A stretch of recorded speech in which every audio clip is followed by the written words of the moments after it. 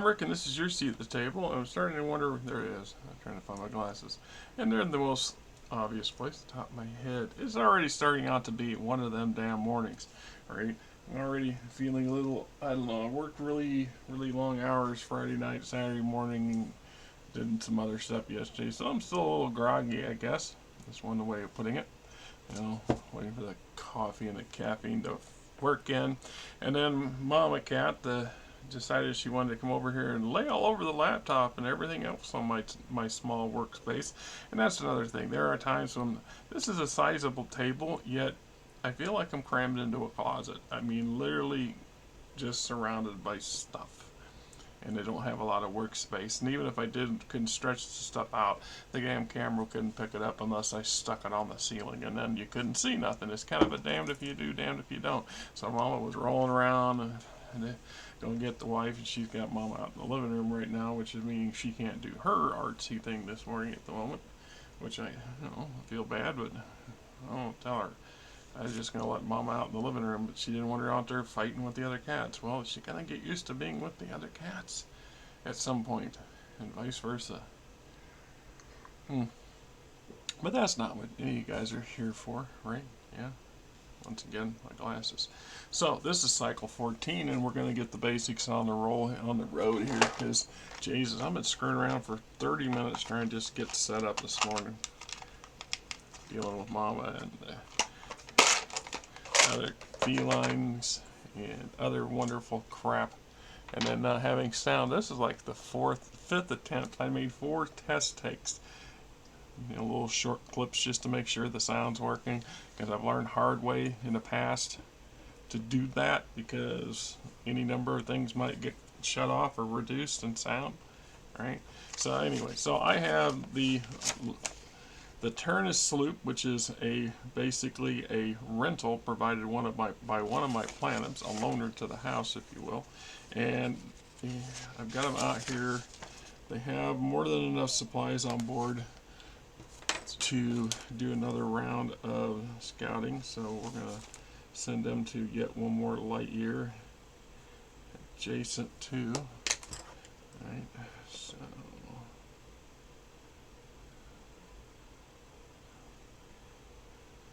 and they got quite a bit of, they just got some longevity out here.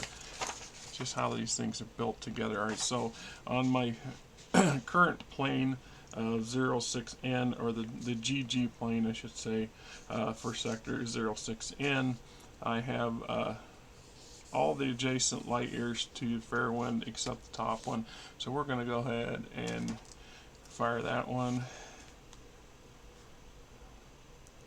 That's the downside of exploring brand new systems, and I say this every time we turn around, is that there's a real serious possibility that some kind of space hazard can off your ship or heavily damage it, which nobody really wants, but it kind of goes with the territory, Alright, and let's see what our results are going to be on that chat. So it is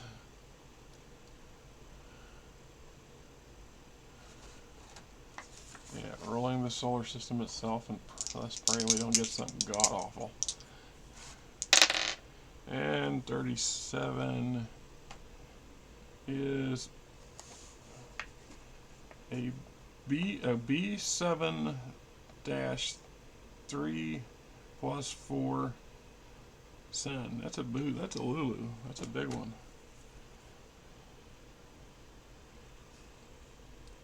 See, I think the 7's the luminosity, the Roman numeral 3. I'm not 100% sure anymore what all of them represent. And plus 4. I'm not sure what the plus 4 is supposed to be. Once again, I don't know off the top of my head what the hell the plus 4 represented.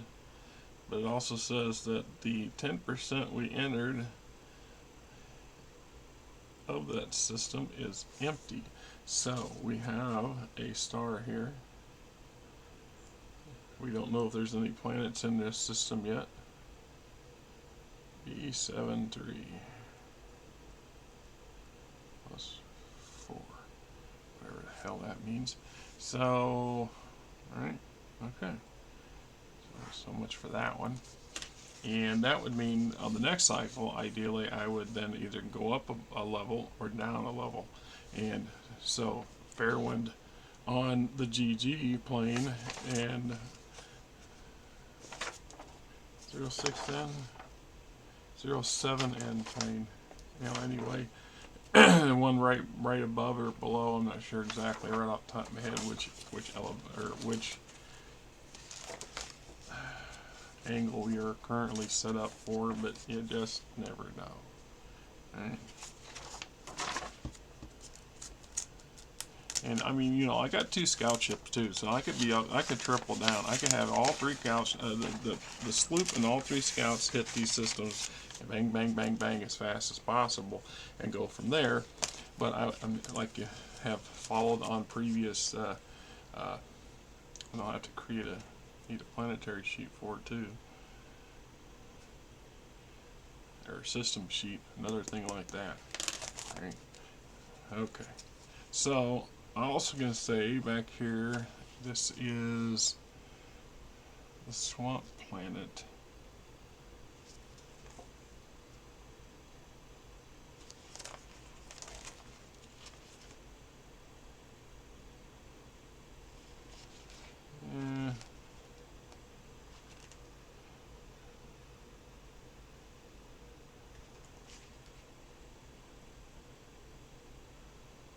Yeah, I'm just bogging down here for a minute as my brain shuts down. Okay. I thought I had a name for this damn planet. Yeah, because I think this is... No, this is a completely different system. That's why I'm having a brain fart, because I'm thinking of the one in my own home system. Oh my god. My head out of my backside. Let's see. Okay, we have plenty of supplies on board the Scout Kamari, so, and to have them do, let's see, how much of this planet system is, the system is 10% explored, but the planet, I don't remember, I have to go back and look. I want to say we've already explored part of it, like 40% or something like that. I have to go back and check. We're going to explore Swamp World.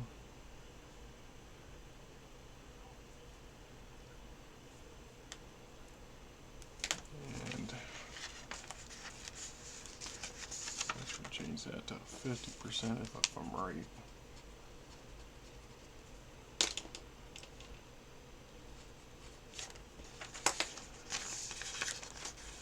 And let's see, planetary exploration in chapter 15.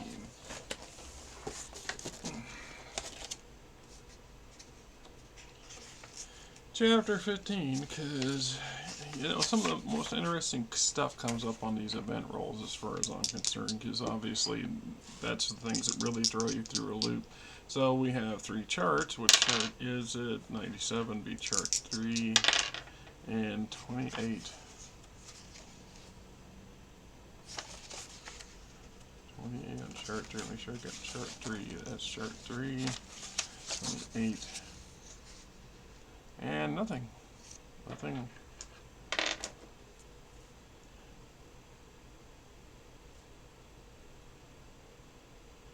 Okay. Not so bad.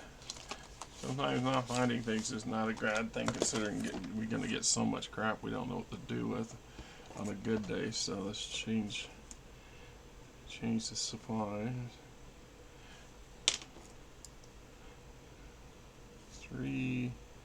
Roughly 3 cycles left of operations left to go on that scout ship, and then it's going to have to go back to the capital for resupply.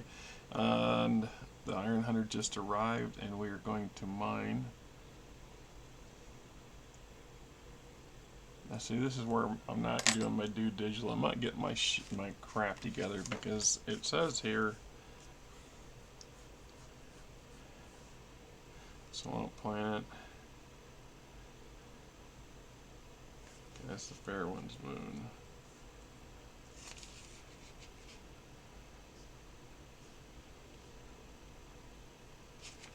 See, that's the one I thought it was, but here's... Apparently I either not rolled for MR here or I have, and I just didn't write the shit down.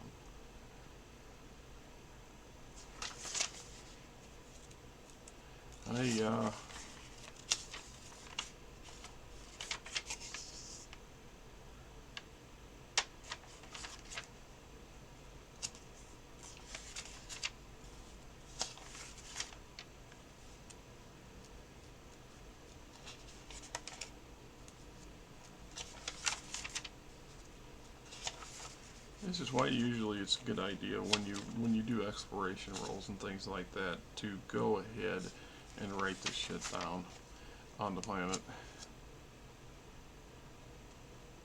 Yeah, there we go. We did do it. I thought we did, and it's just I hadn't written it down on the planetary control sheet, which is the whole point of having a planetary control sheet. So we have one moon. The mineral resources that were rolled for this planet was oxygen, of course. That's breathable. RB, PB, OR, B, LA, O2. Alright. This will allow me to go ahead and mine, start filling the coffers, maybe pick up some stuff for my exchange that I have holes. And there's always a use for oxygen, water, and things like organics, because you can sell the water in O2, which you don't use. So we have a mining ship. Mining ship gets to use a D10 versus a planetary unit, which uses a 2 D10s. The planetary mining operation uses a 3 D10, unless you have modifications plugged in to make it more efficient, which you can do if you can get them. So 7 and 3 is 10, and I just generally go down the list. So they mine 10 tons of oxygen, keeping in mind that 100 tons is my maximum.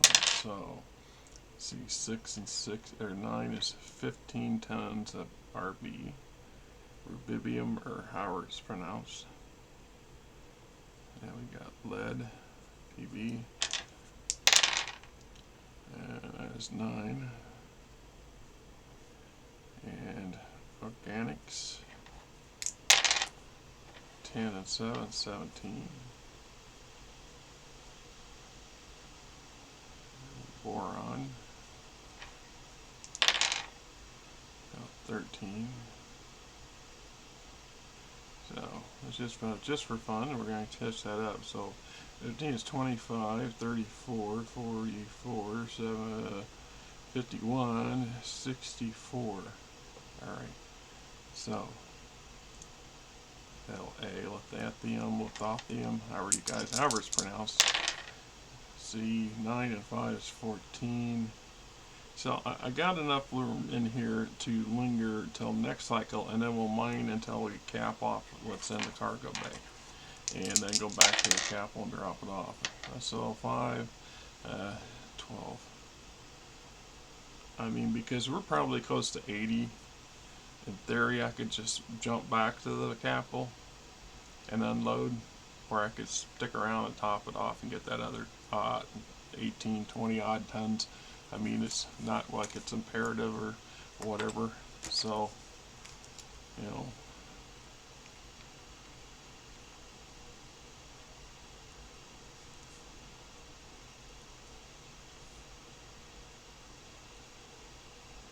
making notes for myself to remind myself what the hell I just did and didn't do.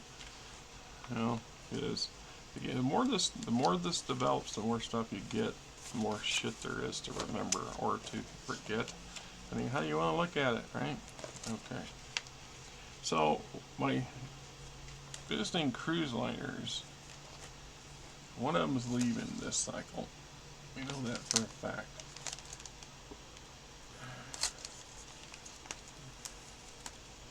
So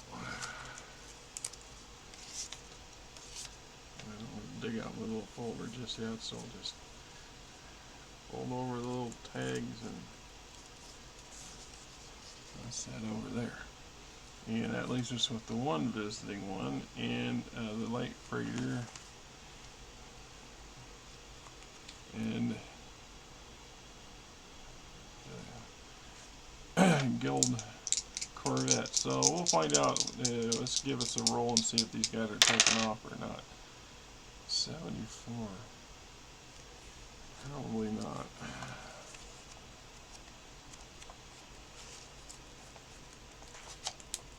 Yeah, now where's all my cheat sheets? I mean, I had them all stacked up, and now I don't know where anything's at. No, that's not it. Of course, they'll probably be out in the living room. That'd be about right, don't you think?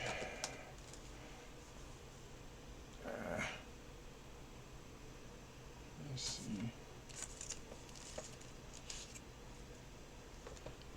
All the other charts and stuff in there.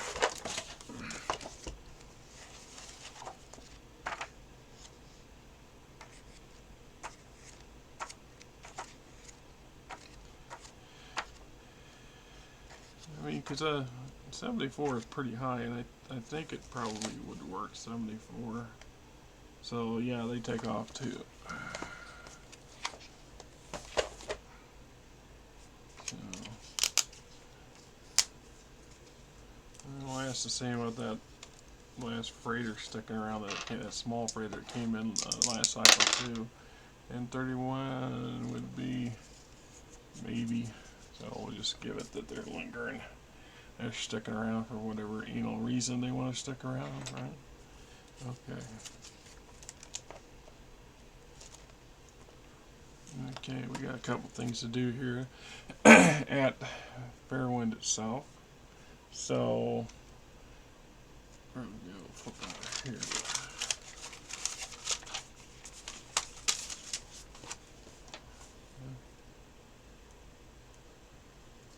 Cycle 14. Okay. Fairwind.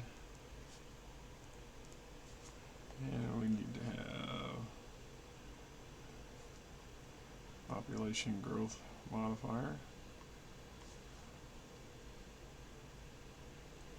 And then we have ship traffic roll, 2 of them.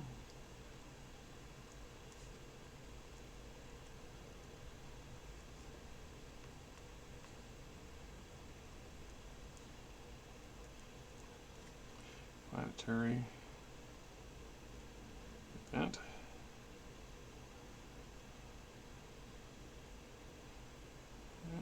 Go for there. So we're going to look at population growth for the colony, which the modifier is already there. It's just we have a 1, 2, or 3 randomized random modifier to add. So I'll flip the die for a D4, comes up with a 3.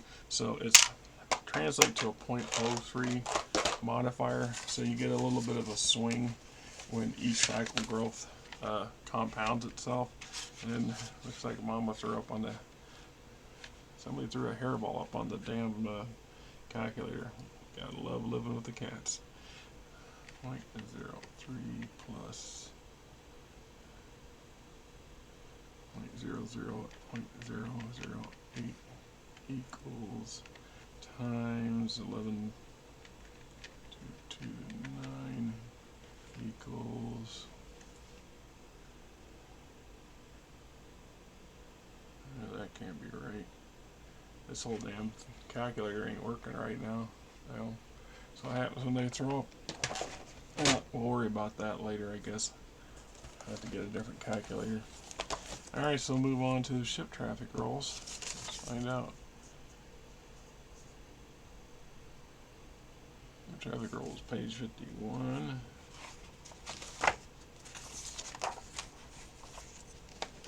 Alright.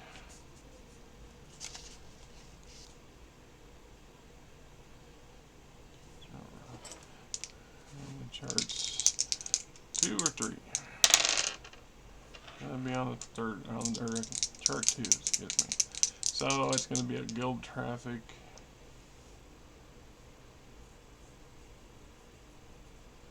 traffic. See 73 on the second list. So guild traffic 73. Okay, so 73 is a multi question or multi option. So you roll a second set of dice to get which one. Question warship arrives. Roll the hall class. Don't forget to apply your noble status modifier. Hall cannot be higher than a class 6. And then we determine who this employed by. So questionable.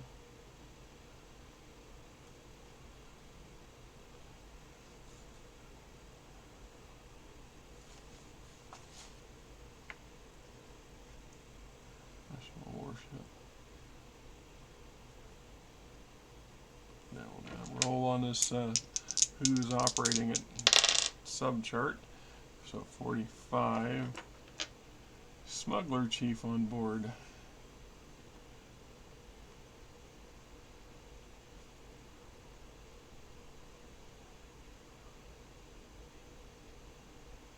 Okay. That's the problem with pre-staging crap, because then I pre-stage crap, and then I discover I need more freaking room. So, alright, smuggler chief on board, and then assist a roll on the smuggler chart. So, I'm going to go all the way back here to the op force section and find smugglers. There's pirate, shipjackers, pirate events.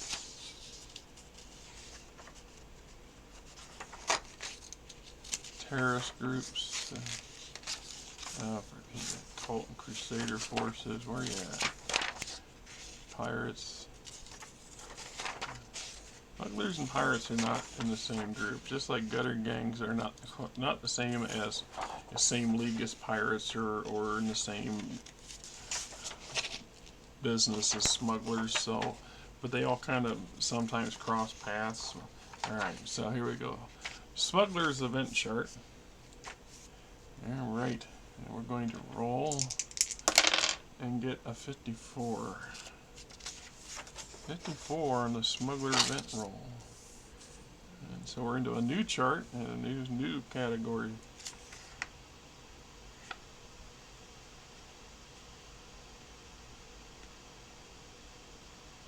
Okay.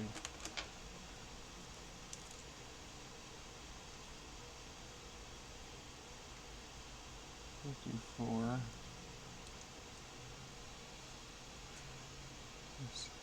It's set down.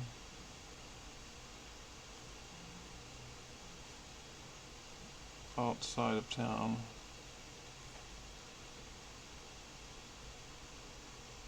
Scene. Loading. Locally made.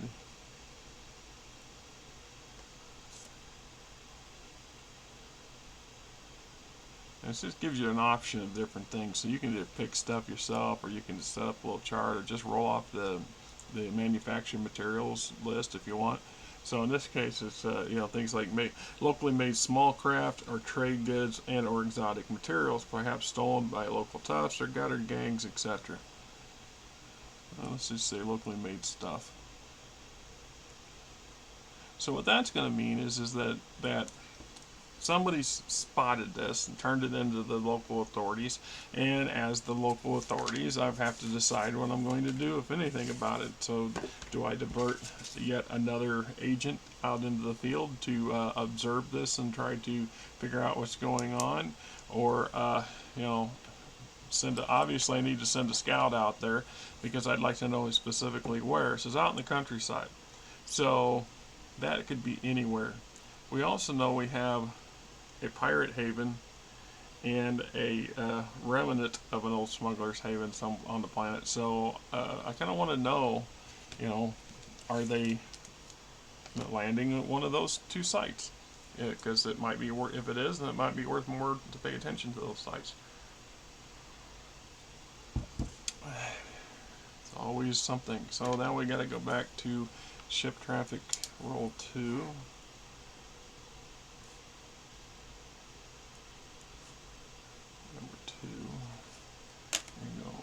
page 51.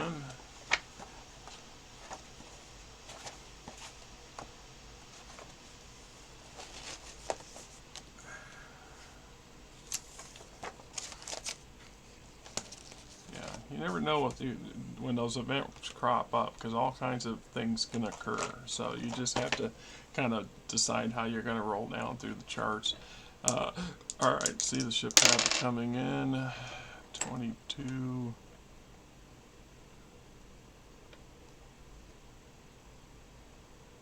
It should be chart 1 and 13.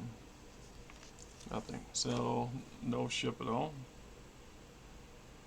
which is not necessarily a bad thing. Okay, so planetary event. See, another thing is, that smuggler ship could seen loading stuff, which is a good thing, because the event could have been the opposite, which could mean it could be bringing weapons or something to our resident terrorist and his or her wish to set up whatever the hell it is they're trying to do that I haven't been able to, Fred Dodge and Kara Carmichael have not been able to uncover and figure the fuck out. And we kind of want to know, because I'd like to know what these people are trying, because you just never know what kind of shit's gonna happen. Excuse me. Alright, that's planetary events. Is page 30.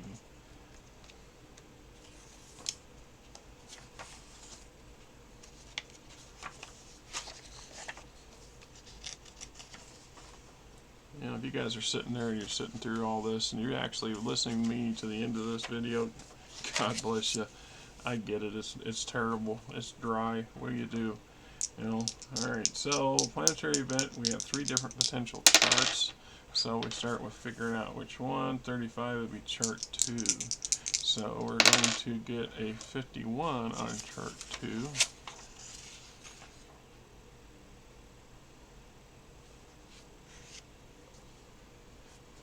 Pair of street samurai duel in public.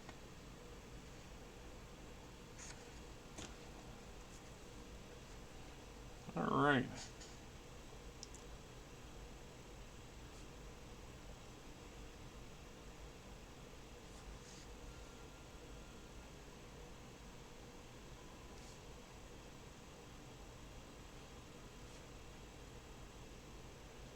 So it says, Paris Street Samurai duel in public. This could be an investigation, then a negotiation event. Ideally, I could send some people to figure out who these people are. Obviously, did they come with my colony, or are they fresh off of one of these visiting ships? What are their purpose? Are they Ronin? I mean, are they houseless? Are they looking for jobs? Which could lead to a negotiation, where you then negotiate with this team of street samurai and find positions for them. That's an option to pursue. It says the duel seems to be more of a martial demonstration than a fight. So it becomes pretty clear. So when the local authority shows up to figure out that these boys are trying to kill each other in the street, and whether or not that makes them a clear and present danger to everybody else around them, or if they find out that they're just doing some really exotic sword play to, I don't know, draw attention to themselves, to get some handouts. Good question. So we're going to set that down, so it's on my notes too. Here's to be a B and exhibition, or whatever one you call it. Alright, so that's, like I said, you just the events that can roll down the chart, and a local family opens a craft shop, local top gangs become more brazens, regional group or society holds a ball or dance and some sort of fundraiser to bring awareness and to raise funds for the blank, and then there's a list of everything from helping fund the construction of a medical center to education center, for the creation of a large park, establish an old thingy's home, something for the old folks to be stuck away in until it's time to bury them, that kind of stuff, right? I mean, and then we got, right? kinds of fun stuff. Unknown flora or fauna preys on agri operations and the local farmers' livestock. Agri-platinum and/or farmers hire professional big game hunters to protect the stock and to seek out the cause of the problem. See developing worlds designing flora and fauna. You know, blah. So you can figure out just another option to figure out yet another creature running around, or animal or plant that's running around your planet, etc. So, I mean, the list is quite extensive, and the whole point of it, right? All right, so we got the ship traffic roll, and we got the event roll, and we do have a new ship to add, but it's not here at the moment. Now, another thing I'm going to be doing is I'm sending Xeno Scouts return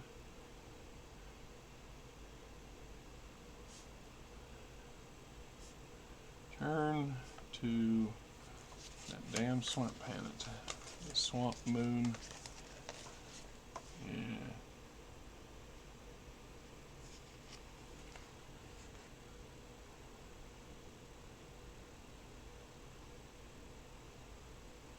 Oh no, it's not my moon, it's the other planet in the system. That's a Kepit's Folly.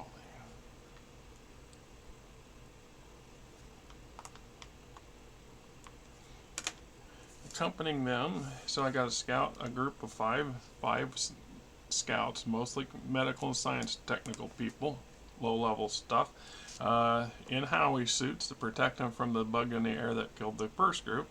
They're also going to be accompanied by a squad of which is five individuals from the Royal Protector Service, which is detached from the house, the House Lord Security Detail, because that's a good way for the Protector Service to get experience in the field, is by farming out the different units in smaller operations and support roles. It's my personal opinion, because they don't get as much field time defending your house as your militia and your regular military units are going to do. So that means that there's 10 individuals plus the two crew. So 12 people are on this shuttle, and they went back over to the planet. And one of the first things I want to make sure is, randomly checking to see did they get spotted as they were flying it. So 14 is pretty significant no, I think. I find one of these yes, no, or maybe charts, because they work pretty much for everything. Okay. So 14 is a no, so they were not spotted.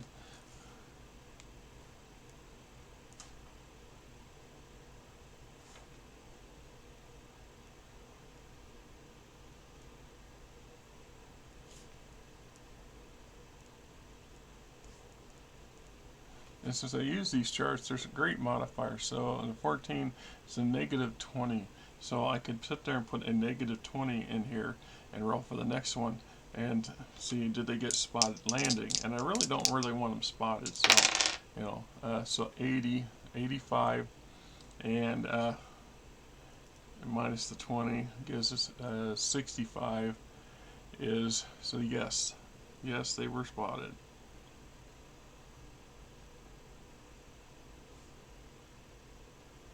Okay.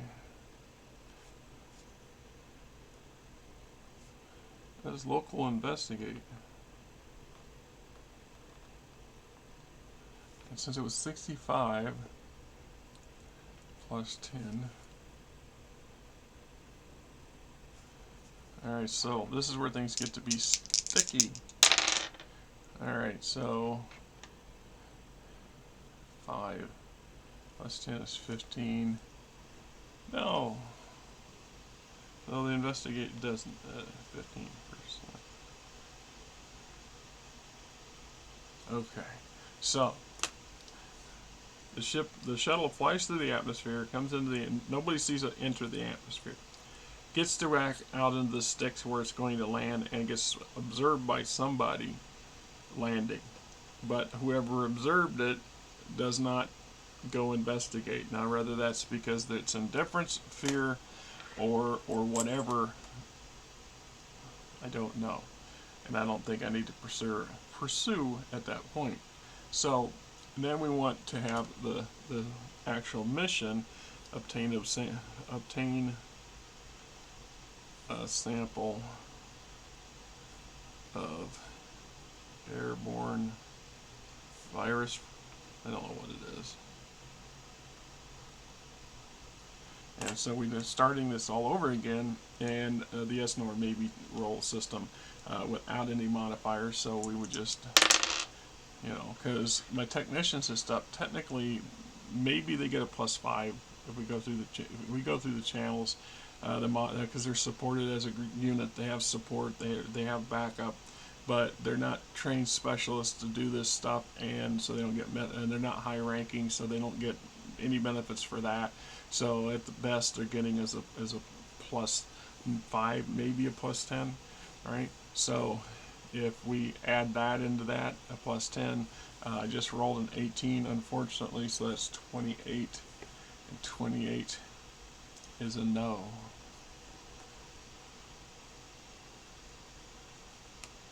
Not this cycle. Which means now things become interesting, because my shuttle only carries three cycles worth of supplies. It uses one of those cycles of supplies to travel to the swamp planet, and it will require one of those tons of supplies and fuel to travel back to Fairwind. That means they only can linger for one more cycle. And so at next cycle, we will make another attempt at this, and if they fail, then the shuttle has to go back to get resupplied. And at that point, I need to consider to have options of putting some kind of semi-permanent base on Kepic's folly until I get the damn research samples that I need to have. Now, to do that, because I have some kind of exotic hostile environment there, in the way of an airborne something that kills my people on contact, in order for them to have any kind of lengthy stay, they need protection, and the shuttle serves that purpose while it's there. But otherwise, I would need to have a Tech 3 or greater prefab system, or environmental tents and things like this, which are not quite something I'm in position to manufacture myself. And unless I'm lucky enough to get somebody to basically bring one along and sell it to me, I'm kind of hosed there. The other possibility is sending a scout ship, which has got longer duration because of its bigger life support system. It's just the facts of the way it is. The third option, which is not something that's going to occur anytime soon yet, is sooner or later I will locate the nearest trade world, quote, Imperium sanctioned trade world, which could be 20, 30 light years away. It could take my ships a dozen light years or a dozen cycles to travel back and forth. Until I can get bigger and faster vessels, but at some point I'm going to be able to make that a regular thing. And when you do that, and you've got big enough credit pool, you can then purchase all kinds of things that you can't manufacture. Pretty much everything in the equipment guide is available to you at the source. So if you go to a trade world where they've got 500 billion people living on the planet, and most of them are slaving away in corporate factories and whatever, cranking out everything you think you need and don't need, then it's just a matter of finances and transport, getting your logistics set up so you can purchase stuff and ship them home and put them into play, and then vice versa, because you'll find that at some point the local ship traffic will not be sufficient to carry your house's expenses, and you will need to have additional funds. And this is where we look at things like planetary taxes and things like that, and we kind of link a wink and a grin, because they don't add up very much. But if you were to play the game long enough, where you have planets with millions and millions or tens of millions of people on them, then those tax generations do make a big difference, as does, like I said, having direct access to a trade world. And if you're playing in a larger group of people, and there's only one trade world in the region, and you have different players who are running competing houses, that's potential ways to screw with your neighbors too by, having pirates and privateers out there actively patrolling, going after their transports and their merchant ships, forcing them to defend them, and or selling stuff outright to them, selling your surplus stuff to them at a profit, and buying their negative, what they have at a discount. I mean, that's the nature of how trade works too. See, there's the sheer possibilities for long-term operations and scale it's just limited to your willingness to do it and the amount of paperwork you're willing to subject yourself to. It's just a matter of how you want to look at it. So, all right, we got the shuttle over here. We know that we made a failed attempt there to accomplish anything with that, and gotta figure out where my other scout ship is for a minute before I forget about it, because I know I should have my other mining ship as well.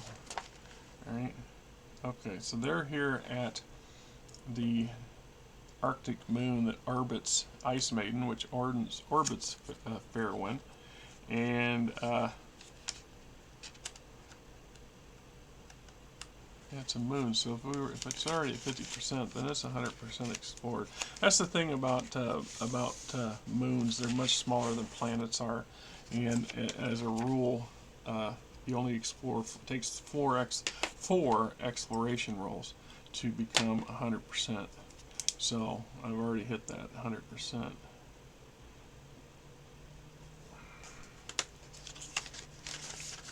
So basically, I have a breathable Arctic moon that has very little in the way of mineral resources that really, aside from water and oxygen, which would be a major boon, because that'll be down the road. We're putting facilities to mass harvest that stuff to ship it back to Fairwind to feed my ship traffic and my own starship fleet and things like that. So anyway, we have 25, 54, 75, 78 tons in here. Okay. So you have like 78, 89, 85.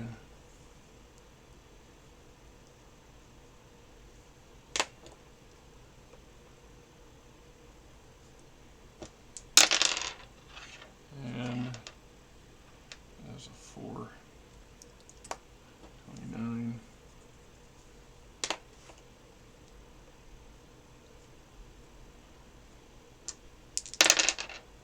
Okay, that's going to exceed that. So 20, let's say, is 60, 90, 93, so 7. That brings us to 100%. Right. So I added all that up, and so we're going to move the mining ship back to the main to Fairwind so I can unload into the exchange.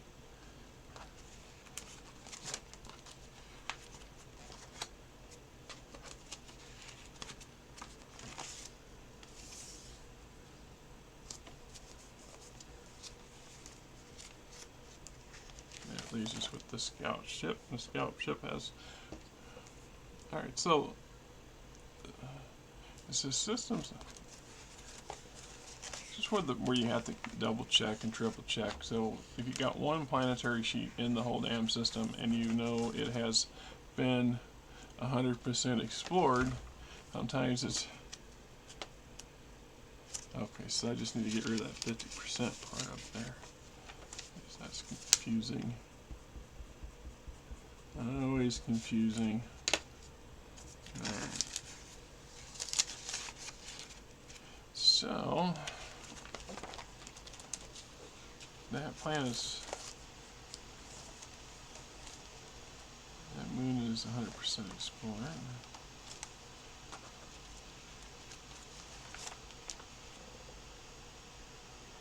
And Fairwind is 100% explored.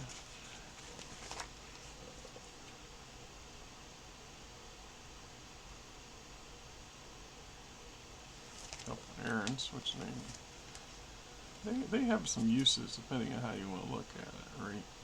Alright, so I think what we're going to do is we're going to go ahead and shift my scout ship over here to where my shuttle's at, because Kepis Folly still needs to be searched a bit, and it still needs to be fully explored. It's only 30% right now.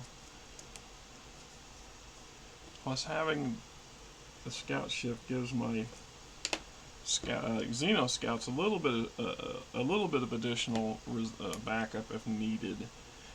I mean, in theory, there's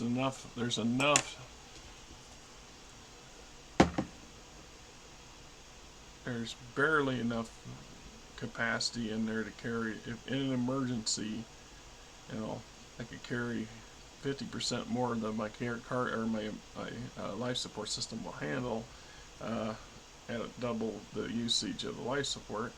So originally the scout ship crew's only 11 or 10 people, and it's got housing for 30 because it's got a Tech 1 life support system.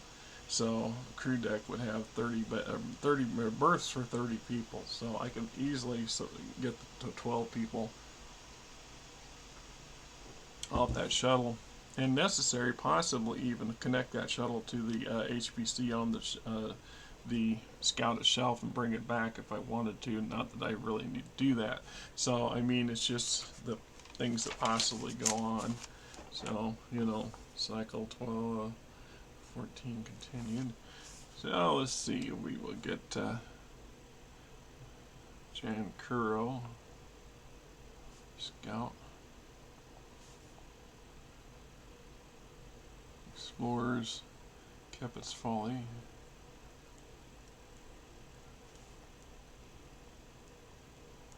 and let's see, so we're exploring a known planet. It's early exploration, page 15.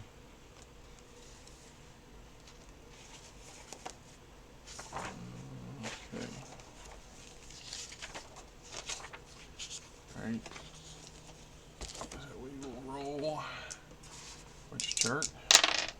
72 is chart 3. And 52. 52 on chart 3. What do we got? You just, you know, even now, after all of it, I wrote all this crap years ago. For the love of me, I can't tell you what I'm going to get until we get to it. Okay. There's a lot of forgotten smugglers' haven.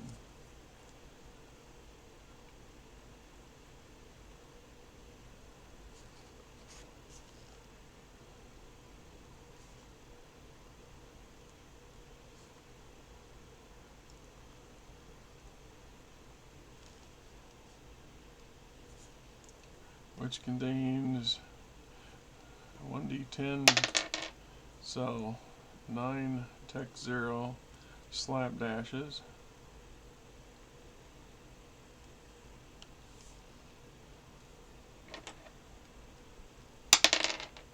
3 tech 1 housing fabs,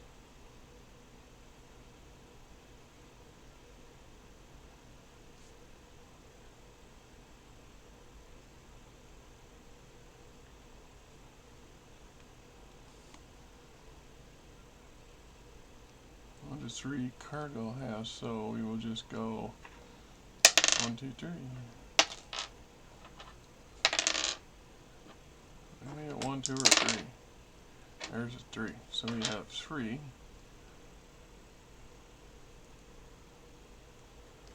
cargo fabs.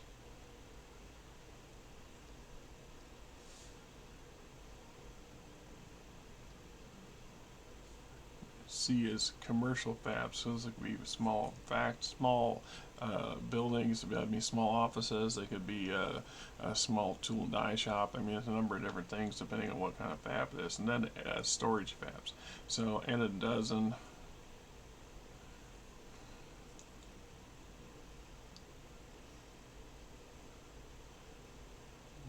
Tech 1 storage fabs. So see, if any one of these had been a Tech 3 or better, that meant they would be designed to handle hostile environments, which then means we could go recover it, collapse it, because the portable prefabrication device is exactly that. It's in my mind, in this century, I envisioned them to working on like George Hesson's car. So you just make sure nobody's inside it, and then you give it a command. You hit the command button on the control pad, and the whole thing just collapses down into something the size of a shipping canister.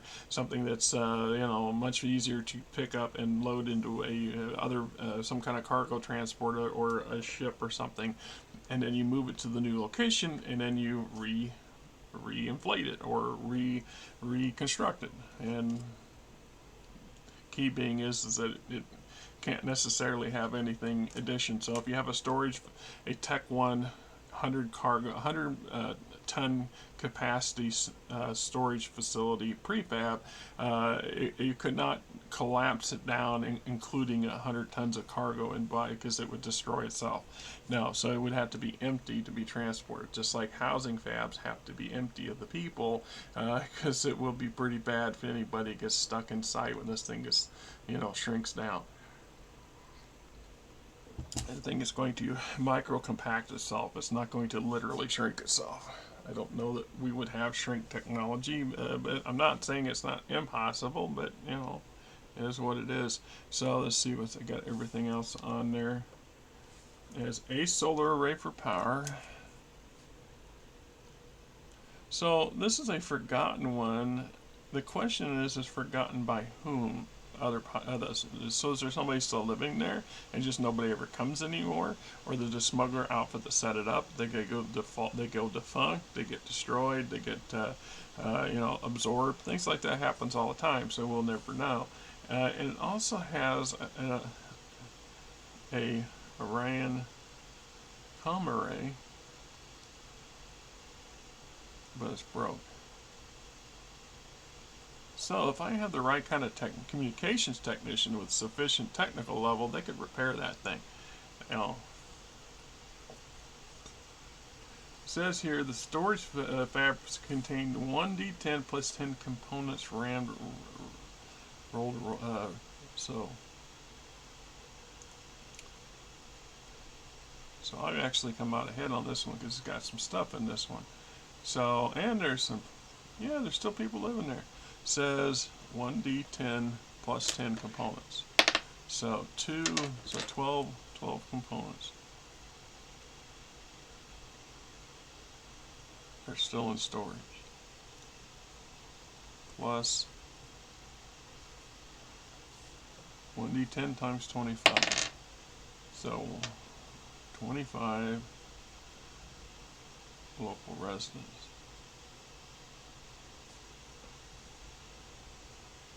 And we can even decide, it says 1D10 times 25 local residents call a place home and excited to see someone after so long a period of time.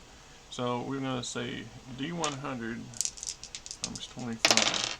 So D100 is 95 times, Jesus. So are we getting old? Alright. 45, 47, 10, 18, 19. Yeah. These people have not seen anybody in 2,375 cycles. Whoa, that sounds absurd. Well, I don't know, maybe. Because keep in mind that the cycle is a week, so in my galactic sense of timing, a cycle is 10 days. 10 days make a cycle, and 50 cycles makes a galactic year. So if you took that 2375 divided by 50, it's been some chunk of years since these people seen anybody. So yeah, they're probably going to be really excited. And this actually might end up beginning the nested beginnings of a planetary capital for a colony if it chose to set one up there. By the sounds of it, everything's there. I just need to officially declare it as such. we might actually do that. We might step down that tricky slope just for fun to see how it takes us and goes on through the deal. So, all right, that gives us our exploration on the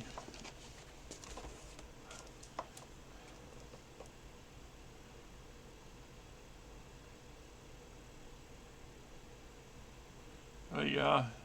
And I got to remember that that this particular place is yeah, my scout ship guys can't get out and go talk to these would-be smugglers. You know what? That might be part of the reason why that nobody's come back is because if people were arriving and they were dying from being exposed to the local air, and they didn't have any kind of cure, and the people that are surviving out here are actually, I don't know, original. They're just people that the smugglers had acquired from the local population, uh, or they were there. Something happened. See, there's an open window, right? There's an open window. So I think what I'm going to have my Xeno scouts do, or at least one of them, after they they get their hands on a viable sample, would be to go go to this isolated smuggler's haven, and interrogate the some of the local survivors there, and determine whether or not they're actually natives to the planet, or the earlier colonial effort that settled this planet, or if they are people who were there before. So obviously something's happened since the haven was established that turned that turned the population, the atmosphere, toxic to new people. Something that gradually changed on a planetary scale, or somebody changed. There's always you never know what kind of shenanigans and skullduggery might be going down the road. So hey, this is Rick, and I hope you guys have a great weekend. And thanks for putting up with me on this game not traveled thing.